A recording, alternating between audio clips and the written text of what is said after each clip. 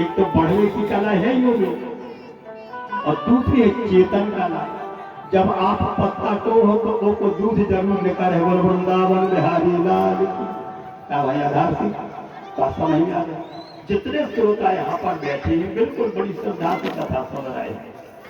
तो वृक्षों में भैया दो कला आ गई, वृक्षों में दो कला, ठीक है। एक कला पत्थर में और दो कला जो यहाँ पर वृक्षों में। अब आ गए पक्षी, पक्षियों में एक तीसरी कला बढ़ जाती, पक्षियों में एक तीसरी कला बढ़ जाती है। देखो उनमें बड़प्पन भी है,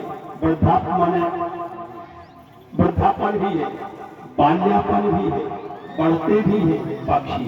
और उनमें दूसरी कला है चेतन कला है, वे जीवित भी है, चेतन कला भी है। अच्छा, उनमें फिर एक लघु बुद्धि की कला बढ़ जाती है। तो तीन कला बढ़ जाती है शरीरों में। लघु बुद्धि जैसे बाद में भले भी फूट जाए, लेकिन जब पक्षी अंडा देते तो को सेवन करा, कछु दिन मुंह को खोल कर चिड़िया आ जाती बाहर, चिड़िया आगे से घोंसला में धन जाए।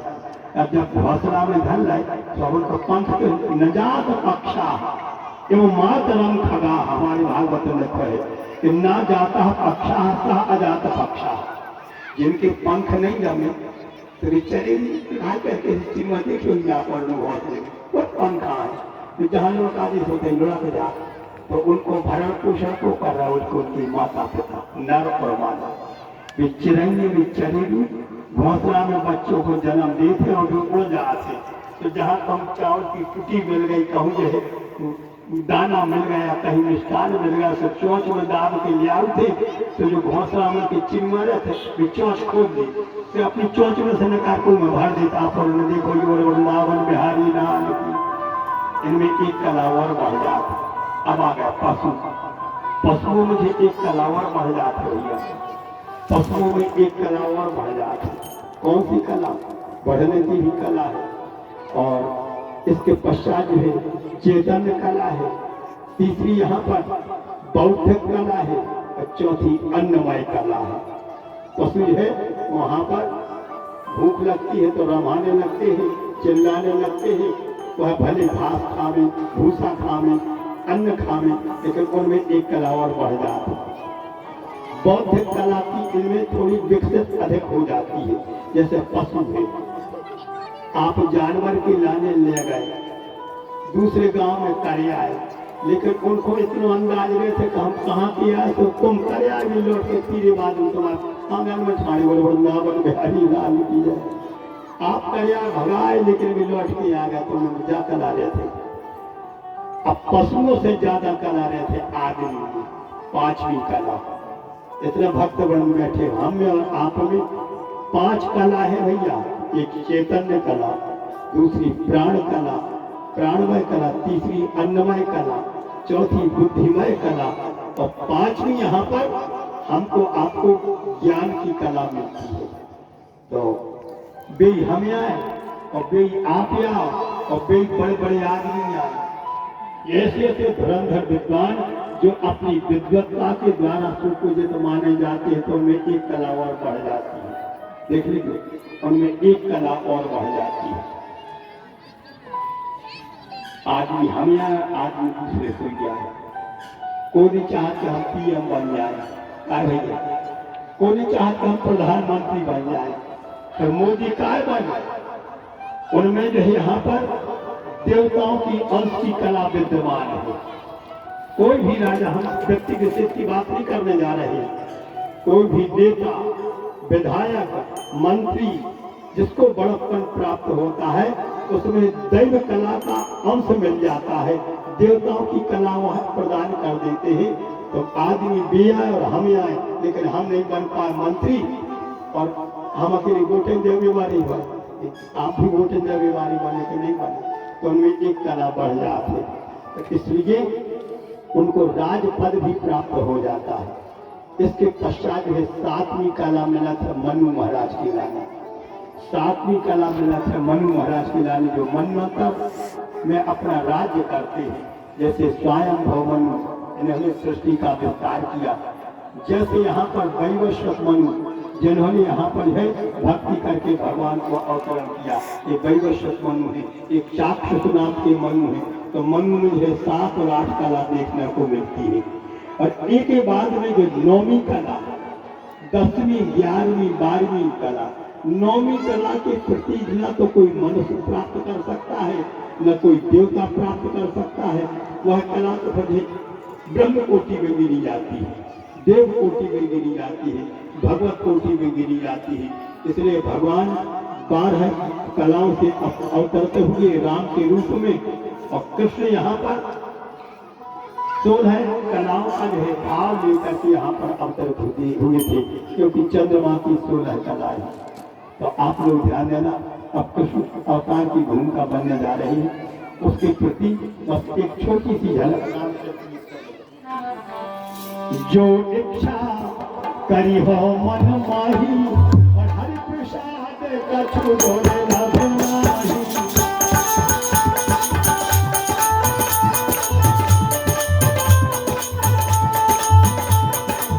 जो इच्छा करी हो मन माही,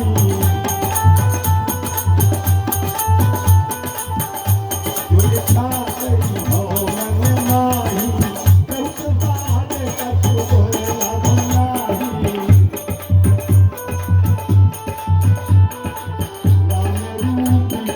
देखन चाहो, राम रूप तुम देखन चाहो, अपन ही प्रेम दर्शाओ।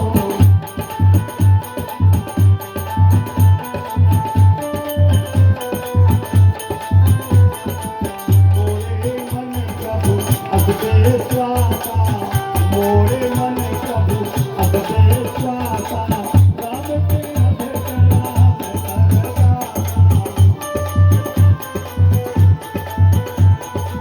मोरे मन प्रभु अब बेस्वासा, मोरे मन प्रभु अब बेस्वासा, राम के अधिक राम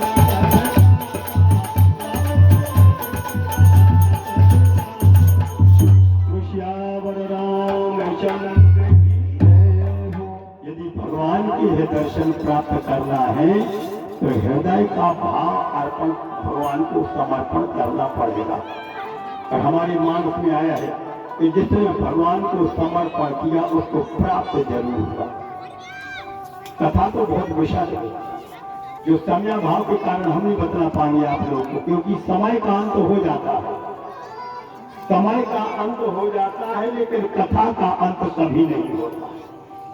समय का अंत होता है, कथा का अंत हो नहीं सकता। कथा तो अगाध है, तो ध्यान देना, रामचरित्र अगाध है। तो राम कथा को श्रवण करते हुए हमको आपको आचरण युक्त होना चाहिए। उनके कहे हुए वचनों को, उनके किए हुए लीलाओं को हमको आपको जरूर करना चाहिए। समझदार को इशारों का हमारे पुराणों में आओ है कि घर गृहस्थ में सरसता तब आउ थे, घर गृहस्थी में अच्छो तब लगा थे। जो गृहस्थ सरसह लोके पुत्र पौत्र समन्विता, घर में बाल बच्ची हो में, नाती नता हो में, हल्ला भी मचा रहे, जो तो आनंद को बेसाया।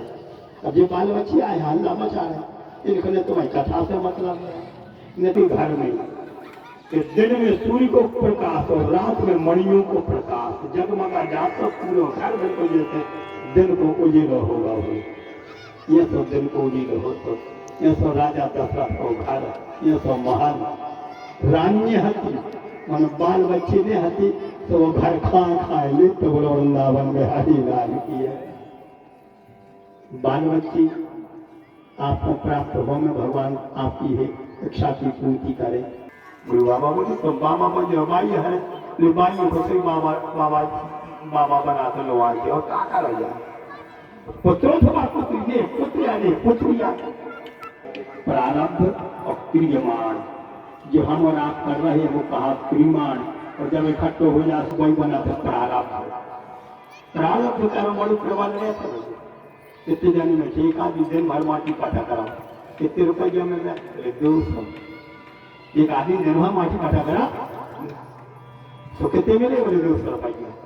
और एक